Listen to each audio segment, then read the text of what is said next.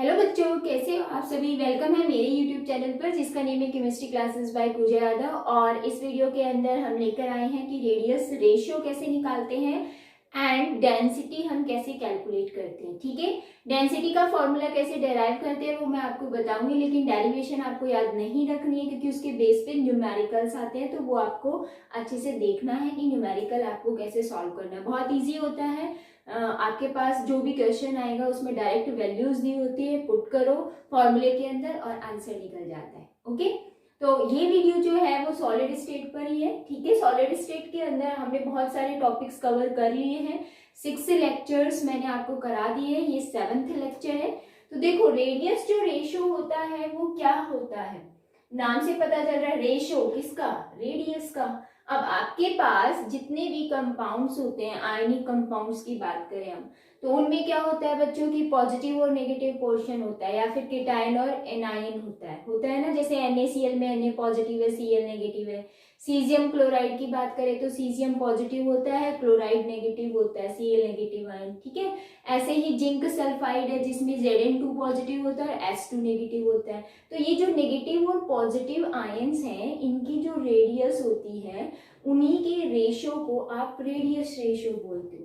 But इसमें आपको ये ध्यान रखना है कि ये जो रेशियो होगा वो किस किस का होगा? रेडियस ऑफ केटायन, केटायन ऊपर, ठीक है, नीचे क्या आएगा? Radius of anion. Ratio between the radius of cation and anion is called radius ratio. Okay, बहुत ही सिंपल है बच्चों। देखो, हमने टेट्राहेड्रल और ऑक्टाहेड्रल की रेडियस निकाली थी। ठीक है, वॉइड जो था उसकी रेडियस निकाली थी, मैंने आपको बताया था, और उसकी जो वैल्यू आई थी वो भी आपको याद है। तो यहाँ पर पॉजिटिव नेगेटिव जो रेडियस है उसकी अगर वैल्यू 0.225 आती है या उसके नियर बाय आती है, उससे हल्की सी थोड़ी सी ज्यादा आती है, तो इसका मतलब क्या है कि वो टेट्राहेड्रल वॉइड के अंदर प्रेजेंट होगा आयन, या तो केटायन होगा या फिर एनायन होगा। ठीक है, और अगर इस रेडियस रेशियो की वैल्यू 0.414 से लेकर 0.7 समथिंग अगर आती है, उसके बीच में आती है, तो इसका मतलब जो कोई भी केटायन या एनायन होगा वो कहाँ पर होगा? ऑक्टाहेड्रल वॉइड के अंदर प्रेजेंट होगा। ठीक है, तो यहाँ पर ये टेट्राहेड्रल वॉइड और ऑक्टाहेड्रल वॉइड मैंने क्यों बताया है? क्योंकि बच्चों जो क्वेश्चन आता है वो रेडियस रेशियो निकालना भी आता है, तो वो तो आपके पास रेडियस दी हुई रहेगी पॉजिटिव और नेगेटिव आयन की, आप वैल्यू रख दोगे और आंसर निकल जाएगा। लेकिन जो रेशियो आएगा उसके बेस पे क्वेश्चन उसमें और ऐड हो जाता है। वो लाइंस क्या ऐड होती है कि जो कोऑर्डिनेशन नंबर है वो 6 होगा या फिर 4 होगा। तो कोऑर्डिनेशन नंबर आपको पता है क्या होता है कि कोई भी एक आयन कितने आयन से सराउंडेड है, वही उसके क्या है? Coordination number. ठीक है, तो कोऑर्डिनेशन नंबर जो होता है ऑक्टाहेड्रल वॉइड्स के लिए वो कितना होता है? 4, और ऑक्टाहेड्रल वॉइड के लिए कोऑर्डिनेशन नंबर कितना होता है? 6 होता है। ठीक है, तो आपके पास क्वेश्चन में वो वॉइड पूछ लेगा डायरेक्ट या कोऑर्डिनेशन नंबर पूछ लेगा, तो आप जो रेडियस रेशियो निकल के आएगा उस वैल्यू को आप कंपेयर करोगे इन 2 वैल्यूज में, और जो आंसर निकल के आया कंपैरिजन के बाद उससे आप कोऑर्डिनेशन नंबर बता सकते हो। अगर वॉइड पूछा है तो वॉइड डायरेक्ट बता सकते हो। ठीक है, अब हम न्यूमेरिकल कर लेते हैं इसके बेस पे, तब आपको और भी ज्यादा अच्छे से क्लियर हो जाएगा। जल्दी से देखते हैं अभी। तो बच्चों, मैंने एक क्वेश्चन यहाँ पर लिखा हुआ है, ठीक है, जिसमें क्या दिया हुआ है वो अभी हम रीड करेंगे। The radius of Na positive ion is 95 picometre and that of Cl negative ion is 181 picometre. Predict whether the coordination number of Na positive ion is 6 और 4। ठीक है, मैंने पहले बताया था क्वेश्चन के अंदर कोऑर्डिनेशन नंबर पूछ लेगा या फिर वॉइड भी पूछ सकता है। तो पहले क्या करोगे आप? रेडियस रेशियो निकालोगे, क्योंकि यहाँ पर हमें रेडियस दी हुई है पॉजिटिव आयन की और नेगेटिव आयन की।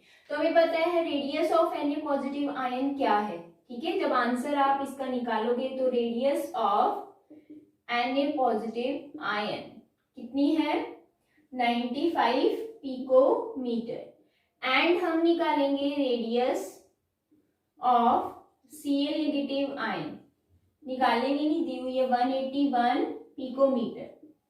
ठीक है, तो अब हमें क्या निकालना है? रेडियस रेशियो निकालना है, और रेडियस रेशियो का फॉर्मूला हमें पता है। क्या होता है रेडियस रेशियो का? केटायन की radius divided by radius of anion. तो केटायन की रेडियस क्या है 95 एंड एनायन की रेडियस क्या है 181, और इसको आप सॉल्व करोगे 0.5 समथिंग आएगा ये आंसर।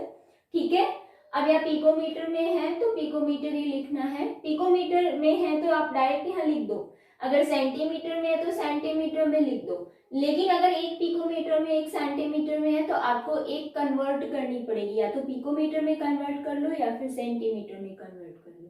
ठीक है, और फिर आप आंसर निकाल लोगे। तो ये रेडियस रेशियो निकल के आ गया। अब यहाँ पर ये पिकोमीटर था, ये भी पिकोमीटर कैंसिल आउट, यहाँ पर कोई भी आपको यूनिट नहीं लिखनी है। तो ये जो वैल्यू आई है वो देखो कितनी आई है, मैंने आपको बताया था टेट्राहेड्रल वॉइड के लिए 0.225 होती है और ओक्टाहेड्रल के लिए 0.414 होती है। तो देखो इसकी क्या है 0.5, इसका मतलब 0.4 के से ज्यादा है थोड़ी सी, है ना। तो यहाँ पर ये वैल्यूज मैच कर रही है, इसका मतलब कि जो Na पॉजिटिव आयन है वो कहाँ प्रेजेंट होगा, Na positive ion present in octahedral void, और ओक्टाहेड्रल वॉइड के लिए जो कोऑर्डिनेशन नंबर होता है वो कितना होता है, कोऑर्डिनेशन नंबर 6। तो हमारा आंसर भी क्या आ जाएगा 6। ठीक है, तो हम यहाँ पर ये आंसर लिख देंगे, और हमने वॉइड भी बता दिया है, क्यों, क्योंकि हमने यहाँ पर रेडियस रेशियो कैलकुलेट किया। क्लियर है, ऐसे एक दो और क्वेश्चन आ जाए तो भी आप कर सकते हो। ठीक है, अब देखो बच्चों जो नेक्स्ट टॉपिक आता है वो आता है डेंसिटी कैलकुलेशन कैसे करते हैं हम। और डेंसिटी का नॉर्मल फॉर्मूला आपको पता ही होता है मास बाय वॉल्यूम। तो हम यहाँ पर यूनिट सेल की बात करेंगे, तो यूनिट सेल का मास निकालेंगे, वॉल्यूम निकालेंगे, तो उनके लिए हमें यूनिट सेल की डायमेंशन चाहिए। ठीक है, तो वो मैं आपको अभी बताने वाली हूँ, जल्दी से देख लेते हैं उसको भी। बच्चों यूनिट सेल की जो डेंसिटी है वो कैलकुलेशन हम करेंगे, लेकिन उसमें हमें क्या पता होना चाहिए, यूनिट सेल के डायमेंशंस पता होने चाहिए। और वो कैसे पता होंगे, जब आपको यूनिट सेल का डायग्राम या फिर यूनिट सेल ड्रॉ करनी आनी चाहिए। ठीक है, तो देखो हमें पता है कि कॉर्नर पे या फिर एज के सेंटर में, फेस के सेंटर में, बॉडी के सेंटर में क्या प्रेजेंट होते हैं, एटम्स प्रेजेंट होते हैं। ठीक है, और इन टू कॉर्नर्स को जोड़ने वाली जो लाइन होती है, दिस वन, ये है, ये इसके बीच की जो लाइन है इसको आप क्या बोलते हो, एज लेंथ। ठीक है, या लेंथ ऑफ एज। इस एज लेंथ को आप किससे रिप्रेजेंट करते हो, ए से रिप्रेजेंट करते हो, है ना। ओके, अब ये जो एटम है वो कितने प्रेजेंट है एक यूनिट सेल के अंदर, वो भी हमने कैलकुलेशन देखा था। दैट मीन्स हमारे पास जो डायमेंशन आएगा वो क्या आएगा, नंबर ऑफ एटम्स आएंगे। ठीक है, अब एक एटम जो है उसका कुछ ना कुछ मास होगा, तभी तो पूरे यूनिट सेल का मास निकालते हैं हम। ठीक है, तो डेंसिटी निकालने के लिए आपको ये पता है कि मास बाय वॉल्यूम है, तो डेंसिटी हम किसकी निकाल रहे हैं, यूनिट सेल की। तो मास भी यूनिट सेल का होगा और वॉल्यूम भी यूनिट सेल की होगी। ठीक है, तो बहुत ही सिंपल है। सबसे पहले देखो यूनिट सेल डायमेंशंस। ठीक है, अब ये क्या है वो देखने, सबसे पहले हम देखेंगे length of edge. Length of edge जो है वो क्या है, ए है, ए सेंटीमीटर मान लिया हमने। ठीक है, अगर पिकोमीटर के अंदर है, सपोज ये ए पिकोमीटर के अंदर है, तो हमें इसको सेंटीमीटर में कन्वर्ट करने के लिए इसको 10 की पावर -10 से मल्टीप्लाई करना पड़ेगा, तब ये सेंटीमीटर में कन्वर्ट हो जाएगा। ठीक है, तो ये ध्यान रखना है न्यूमेरिकल जब करेंगे तब। तो यहाँ पर लेंथ ऑफ एज पता चल गई हमें। ओके, अब इस यूनिट सेल के अंदर कितने एटम्स प्रेजेंट है, तो नंबर ऑफ एटम्स जो है उनको हम Z से रिप्रेजेंट करते हैं। ठीक है, क्वेश्चन में आपके पास यूनिट सेल मिलेगी, BCC है, FCC है, सिंपल है, तो Z की वैल्यू मैंने कैलकुलेशन करनी बताई हुई है कि जो सिंपल होता है उसके लिए कितनी होती है, BCC के लिए कितनी होती है और FCC के लिए कितनी होती है। रिमाइंड करो वो चीज, सिंपल के लिए 1, BCC के लिए 2 एंड FCC के लिए 4। ठीक है, तो अब देखो नंबर ऑफ एटम्स पता चल गए। अब मास ऑफ ईच एटम, क्योंकि एक एटम का मास तो होता है, मास ऑफ ईच एटम, इसको हम स्मॉल m से रिप्रेजेंट कर रहे हैं, ठीक है, ये चीज ध्यान रखनी है। अब हमें क्या कैलकुलेट करना है, वॉल्यूम ऑफ यूनिट सेल। तो वॉल्यूम ऑफ यूनिट सेल क्या होगी, जो कि क्या होती है, एज लेंथ होती है, लेंथ ऑफ एज होती है, जो कि कितनी है a, that means a cube. तो इसको हम सेंटीमीटर क्यूब लिख सकते हैं, ठीक है, क्योंकि हम यूनिट सेल की ये डेंसिटी कैलकुलेट कर रहे हैं, तो उसकी हमें क्या निकालनी है, यूनिट भी निकालनी है, ठीक है। तो ये आपको जरूरी होना चाहिए याद। अब देखो वॉल्यूम ऑफ यूनिट सेल हो गई, अब हमें निकालना है मास of unit cell.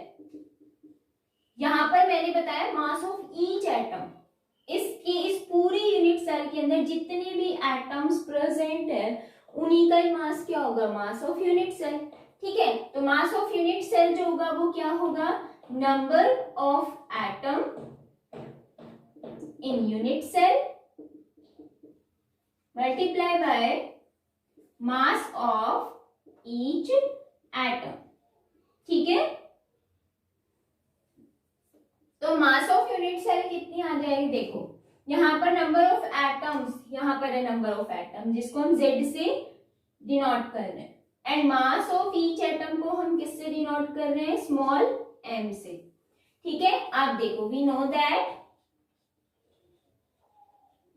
Mass of each atom, जो मास होता है एक एटम का, एक्चुअल में वो क्या होता है, atomic mass divided by Avogadro number, ठीक है। 9th में आपने बहुत अच्छे से पढ़ा होगा ये। तो एटॉमिक मास को आप m से रिप्रेजेंट कर दो, एवोगैड्रो नंबर को Na से रिप्रेजेंट कर दो, A means Avogadro, n means number, ठीक है। तो इस स्मॉल m की जगह हम ये भी पुट कर सकते हैं ना, और फिर हमारे पास क्या निकल के आ जाएगा, डेंसिटी का फॉर्मूला निकल के आ जाएगा। तो पहले इसका स्क्रीनशॉट ले लो, फिर मैं वहां से यूनिट सेल का जो डायग्राम है वो रिमूव करने वाली हूँ। अब देखो यहाँ पर अगर हम यहाँ पर डेंसिटी निकालते हैं तो डेंसिटी का फॉर्मूला तो हमें याद है, वो हम कैसे करने वाले हैं, बहुत इजी है। Density is equal to mass of unit cell divided by volume of unit cell, ठीक है। मास बाय वॉल्यूम होता है ना डेंसिटी। अब देखो मास ऑफ यूनिट सेल हमने अभी निकाला, mass of unit cell Z into M है, लेकिन m की जगह भी हम ये वैल्यू पुट कर सकते हैं, है ना। तो हम यहाँ पर एक और लिख सकते हैं, mass of unit cell is equal to Z into capital M divided by NA, Avogadro number, ठीक है। यहां से आप ये वैल्यू पुट करोगे, जब पुट करोगे तो क्या आएगा, देखो Z into M divided by NA, Avogadro number है, ये मैं डिवाइडेड है तो ये नीचे जाए। वॉल्यूम ऑफ यूनिट सेल क्या थी, देख लो यहाँ पर A क्यूब, तो हम यहाँ लिख देंगे A क्यूब, ठीक है। ये हमारे पास क्या आ गई है, डेंसिटी आ गई, जिसको हम रो से रिप्रेजेंट करते हैं, डेंसिटी को रो, ठीक है, RH रो। अब देखो बच्चों ये फॉर्मूला जो निकल के आया ये आपको याद रखना है, बहुत इजी है, ठीक है। इसके बेस पे कैसे न्यूमेरिकल आएंगे वो भी हम करेंगे, लेकिन अब यूनिट भी तो निकालनी है। Z क्या है, नंबर ऑफ एटम, कोई यूनिट नहीं होती। M इज द मास, मास की क्या होती है, ग्राम होती है या फिर kg होती है, ठीक है। A cube that means centimetre cube, अभी बताया। और Na एवोगैड्रो नंबर की भी कोई यूनिट नहीं होती, एटम्स के लिए तो एटम्स लगा देते हैं, मॉलिक्यूल्स लगा देते हैं, लेकिन कोई यूनिट नहीं होती पर्टिकुलर। तो इसके लिए जो डेंसिटी की यूनिट आएगी वो क्या आएगी, यहाँ पर तो ग्राम आएगी, ठीक है। सेंटीमीटर क्यूब नीचे ऊपर लेके जाओगे तो क्या आएगा, सेंटीमीटर इनवर्स क्यूब आ जाएगा ये। तो ये क्या आ गई, इसकी यूनिट आ गई। अगर इसकी SI यूनिट की बात करें तो ये केजी में आ जाएगा और ये मीटर इनवर्स क्यूब के अंदर आ जाएगा, ठीक है। तो ये भी ध्यान रखना है आपको, यूनिट भी। ये हो गया है कंप्लीट। अब इसके बेस पे हम करने वाले हैं बहुत सारे न्यूमेरिकल्स, कैसे कैसे क्वेश्चंस आते हैं और उनको कैसे सॉल्व करना होता है। तो बच्चों जो कैलकुलेशन है वो आपको खुद करनी है, आंसर भी आपको खुद निकालना है। तो जितनी ज्यादा प्रैक्टिस करोगे आप बहुत जल्दी आंसर्स निकाल पाओगे। ठीक है, तो अभी न्यूमेरिकल करते हैं जल्दी से। बच्चों मैंने एक सिंपल सा क्वेश्चन यहाँ पर लिखा हुआ है और वो क्वेश्चन क्या है, an element having BCC geometry. ठीक है, आपको पता चल गया यूनिट सेल कौन सी है, बीसीसी है। BCC geometry has atomic mass 50 U and calculate the density of unit cell if its edge length is 290 picometre. Picometre के अंदर है, आप इसको सेंटीमीटर के अंदर कन्वर्ट करने वाले हो। ठीक है, बताया था कैसे कन्वर्ट करते हैं। तो मैंने सबसे पहले सिंपल क्वेश्चन से स्टार्ट किया है, उसके बाद हम धीरे धीरे वन स्टेप ऊपर जाएंगे। ठीक है, अप साइड। अब देखो यहाँ पर जो एलिमेंट है उसका बीसीसी अरेंजमेंट है, तो आपको जेड की वैल्यू पता चल गई होगी। तो सबसे पहले यहाँ पर गिवन क्या है वो लिख लेते हैं। ठीक है, देखो यहाँ पर एटॉमिक मास दिया हुआ है, दैट मीन्स एम की वैल्यू दी हुई है यहाँ पर, और वो कितनी है 50 U, दैट मीन्स ग्राम। ठीक है, अब यहाँ पर और क्या दिया हुआ है, एज लेंथ। एज लेंथ को आप किससे रिप्रेजेंट करते हो, आपको पता है, ए से रिप्रेजेंट करते हो। इसका मतलब ए की वैल्यू कितनी है 290 पिकोमीटर। इसको आप कन्वर्ट कर लो सेंटीमीटर में, तो क्या करोगे 290 इंटू 10 की पावर -10 सेंटीमीटर। ठीक है, आप देखो बच्चों यहाँ पर ये दो चीजें, अब बीसीसी अरेंजमेंट है, और जब बीसीसी अरेंजमेंट होता है या ज्योमेट्री होती है तो जेड की वैल्यू जो होती है वो कितनी होती है 2। ठीक है, बताया हुआ। बीसीसी का मतलब क्या है, कॉर्नर्स पे प्रेजेंट, और कॉर्नर के लिए नंबर ऑफ एटम निकाला तो कितना आया था, ओनली 1, और एक बॉडी के सेंटर में है तो 1 + 1 करोगे 2, तो यहाँ पर वैल्यू आ गई 2। ठीक बच्चों, ये वाला पार्ट आपको समझ आ गया कि ये दिया हुआ है। अब हमें पता है डेंसिटी का फॉर्मूला क्या होता है। डेंसिटी जो होती है वो होती है Z into M divided by a cube into Avogadro number. अब आप ये कहोगे एवोगेड्रो नंबर की तो वैल्यू नहीं दी हुई, बच्चों वो तो याद रहती है सभी को। ठीक है, और एवोगेड्रो नंबर की वैल्यू जो होती है वो कितनी होती है वो आपको ध्यान में रखना है, 6.022 इंटू 10 की पावर 23। ठीक है, अब यहाँ पर जो वैल्यूज है उसको पुट करना है और हमें क्या निकालनी है, डेंसिटी निकालनी है। तो देखो जेड की वैल्यू कितनी है 2, मास कितना है 50 ग्राम डिवाइडेड बाय ए की वैल्यू कितनी है 290 इंटू 10 की पावर -10, और इसका भी क्यूब। ये कैलकुलेशन थोड़ी सी लॉन्ग हो जाती है, और आपके पास 6.022 इंटू 10 की पावर 23। तो देख लो, हमेशा जब भी आप सॉल्व करोगे ना, पावर्स को एक साथ रखना, बाकी वैल्यूज को एक साथ रखना, पॉइंट्स को भी हटा के आप पावर थोड़ा सा क्या कर सकते हो, चेंज। ठीक है, जितनी भी वैल्यू चेंज होगी, और फिर आप सॉल्व कर सकते हो। तो ये कैलकुलेशन आप खुद करोगे, इसका जो आंसर आएगा वो 6.8 आएगा। ठीक है, 81 कैलकुलेशन करते रहोगे तो। और डेंसिटी का आपको पता ही है क्या होती है, यूनिट। तो ये जो था वो बहुत सिंपल था। अब बच्चे जरूरी नहीं सिर्फ आपसे डेंसिटी पूछें, इसमें और क्या है, इसमें देखो बच्चों ऐसे क्वेश्चन भी आ सकता है कि डेंसिटी दी हुई है, बाकी अदर पोर्शन पूछे। अब आप ये कहोगे अदर पोर्शन क्या पूछ सकता है, जेड हमें पता होता है, जो भी यहाँ पर ज्योमेट्री रहेगी तो जेड तो वो पूछेगा नहीं। एवोगेड्रो नंबर की भी वैल्यू फिक्स है, वो पूछेगा नहीं। बचा क्या, मास और एज लेंथ, तो ये दोनों में से भी वो पूछ सकता है। ठीक है, डेंसिटी दी हुई रहेगी, इनमें से कोई एक चीज पूछेगा तो और बाकी सारी चीजें आपको मिलेंगी। ठीक है, बहुत ही इजी है, ज्यादा टफ नहीं है। और देखो इसमें क्या ऐड कर सकते हैं, साथ साथ में रेडियस भी पूछ सकते हैं। और मैंने आपको बीसीसी एफसीसी के लिए एज लेंथ और रेडियस में रिलेशन बताया था, तो वो वाले फॉर्मूले भी आपको याद रखने हैं। ठीक है, तो ऐसे ही क्वेश्चन मैं बीच में एक कराऊंगी जिसमें रेडियस भी निकालते हैं, और वो कैसे निकालते हैं वो भी ध्यान रखना है आपको। ठीक है, तो ये फर्स्ट क्वेश्चन कंप्लीट हो गया। नेक्स्ट देखो, अब जो क्वेश्चन आने वाला है उसको अच्छे से रीड करना है आपको। ठीक है, metal having atomic mass 50 gram mole inverse has a BCC structure.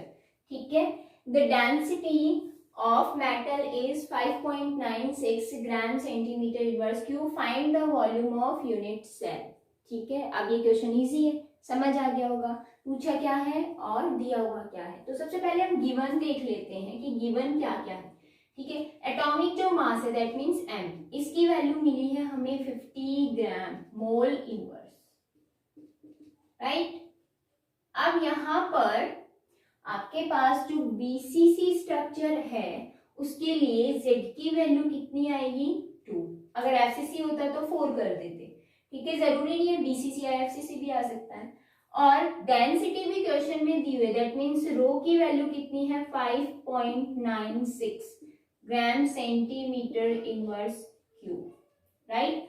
Avogadro number की हमें पता है 6.022 इंटू 10 की पावर 23 मोल इनवर्स। ठीक है, मोल इनवर्स है यहाँ भी, यहाँ मोल इनवर्स। और यहाँ पर पूछा क्या, वॉल्यूम ऑफ यूनिट सेल। अब आप ये कहोगे कि वॉल्यूम कैसे निकालेंगे, बहुत सिंपल है बच्चों। जब डेंसिटी का फॉर्मूला डेराइव किया तब हमने क्या कहा था, volume of unit cell is equal to क्या था, ए क्यूब। इसका मतलब ये जो ए से लेंथ है ना उसकी जगह आप क्या कर सकते हो, वॉल्यूम, वॉल्यूम ही तो है वो एक्चुअल में। ठीक है, तो आपके पास जो फॉर्मूला आएगा डेंसिटी का वो कितना क्या आता है, Z into M divided by a cube into Avogadro number, यही आता है ना। तो ए क्यूब की जगह आप क्या लिखोगे, वॉल्यूम, क्योंकि वॉल्यूम ऑफ क्यूब ही होती है ए क्यूब। तो यहाँ पर density is equal to Z into M divided by V into Avogadro number. हमें निकालनी है वॉल्यूम, बाकी सारी वैल्यूज दी हुई है, आपको फॉर्मूले में पुट करनी है और आंसर निकालना है। तो कैलकुलेशन में गड़बड़ मत करना, बहुत ही इजी क्वेश्चंस है, ज्यादा टफ नहीं आते हैं। ठीक है, तो वॉल्यूम निकालनी है तो वॉल्यूम का फॉर्मूला क्या आ जाएगा, Z into M divided by rho into Avogadro number. Rho यहाँ आ जाएगा दैट मीन्स डेंसिटी, और वॉल्यूम निकल के आ जाएगी। तो Z की वैल्यू 2 पुट करोगे, मास आपके पास है एटॉमिक मास, एवोगैड्रो नंबर भी है, डेंसिटी भी है, वैल्यू डायरेक्ट पुट करो और आंसर निकालना है। ठीक है, तो आप ये सारी कैलकुलेशन करके देखोगे क्योंकि प्रैक्टिस बहुत ज्यादा जरूरी होती है। क्लियर है, तो ये था एक सिंपल सा क्वेश्चन। नेक्स्ट क्वेश्चन देखो, ये जो क्वेश्चन आता है बच्चों, ये जो मैंने दिया बोर्ड पे, इस क्वेश्चन में आपको एटॉमिक रेडियस भी कैलकुलेट करनी है और डेंसिटी भी कैलकुलेट करनी है, दोनों चीजें कैलकुलेट करनी है। ठीक है, तो रेडियस के लिए आपको फॉर्मूला याद होना चाहिए कि क्या होता है। देखो बच्चों, जो अगर आपके पास BCC यूनिट आई तो उसके लिए जो रेडियस निकाली थी वो हमारे पास फॉर्मूला आया था √3/4a। ये a है, एज लेंथ जो कि आपको क्वेश्चन में मिलेगी। अगर नहीं मिलती, इसकी कैलकुलेशन भी पूछी है तो पहले आप एज लेंथ निकालोगे, देन उसके बाद ये वाला फॉर्मूले में एज लेंथ की वैल्यू पुट करके और रेडियस निकालोगे। अगर आपने एज लेंथ की कैलकुलेशन गलत कर दी तो रेडियस भी गलत निकल जाएगी, तो आपके इसमें मार्क्स ज्यादा कट होने के चांसेस होते हैं। ठीक है, और अगर FCC आता है तो FCC के लिए जो रेडियस का फॉर्मूला है वो क्या होता है, a डिवाइडेड बाय 2√2। ठीक है, तो आप पहले ध्यान से क्वेश्चन को पढ़ोगे कि कौन सी यूनिट सेल है। मैंने शॉर्ट फॉर्म लिखी है, BCC है या FCC है, बट क्वेश्चन में पूरा आएगा बॉडी क्लोज क्यूबिक सेंटर। ठीक है, इस टाइप से। तो आपके पास जो BCC FCC उसका रेडियस वाला फॉर्मूला भी साथ साथ में रिमाइंड करना है। ठीक है, मैंने यहाँ लिख भी दिया। अब पहले क्वेश्चन को अच्छे से रीड करोगे और फिर उसके बाद जो क्वेश्चन में गिवन है वो आप लिखते चलोगे। ठीक है, देखो जो आपके पास क्या है, silver metal crystallized with a FCC है, face centred cubic unit cell है। तो FCC के लिए जो Z की वैल्यू है फॉर FCC, Z की वैल्यू क्या आती है, 4 आती है। ठीक है, BCC होता तो Z की वैल्यू 2 होती।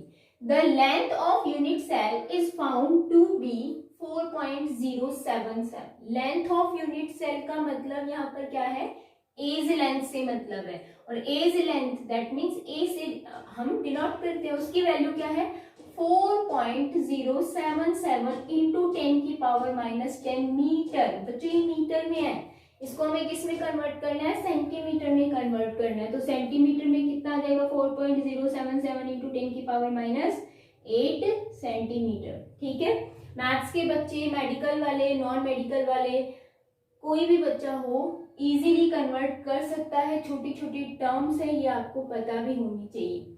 अब देखो next, calculate the atomic radius. एक तो हमें क्या निकालनी है, रेडियस निकालनी है, और एक हमें क्या निकालनी है, डेंसिटी निकालनी है, ठीक है, रो निकालना है।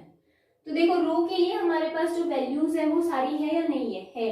देखो लास्ट में ब्रैकेट भी है, ब्रैकेट में भी देखना है क्या दिया हुआ है, atomic mass of silver, that means m की वैल्यू भी हमारे पास क्वेश्चन में गिवन है और वो हमें यहाँ पर मेंशन करनी है, ठीक है।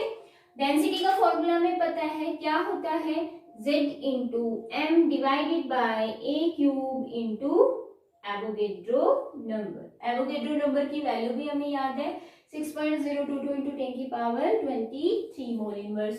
तो ये आप वैल्यूज यहाँ पर पुट करोगे और क्या निकालोगे, डेंसिटी खुद से करोगे। z कितना है, 4 है, मास कितना है 108 है, डिवाइडेड बाय ए की वैल्यू कितनी है 4.077 इंटू 10 की पावर -8। इसका क्या करना है, क्यूब करना है, एंड नीचे एवोगेड्रो नंबर भी तो है वो भी मल्टीप्लाई करना है, ठीक है। इसको आपको सॉल्व करना है और आंसर निकालना है। मैं आपको कैलकुलेशन नहीं बता रही, कैलकुलेशन तो आपको खुद करनी है, ठीक है। अब देखो बच्चों यहाँ पर नेक्स्ट जो क्वेश्चन है वो क्या है, इसी का ही नेक्स्ट जो पार्ट है, एटॉमिक रेडियस निकालनी है। क्या है ऊपर यूनिट, एफसीसी, और एफसीसी के लिए अभी अभी मैंने रेडियस बताया था।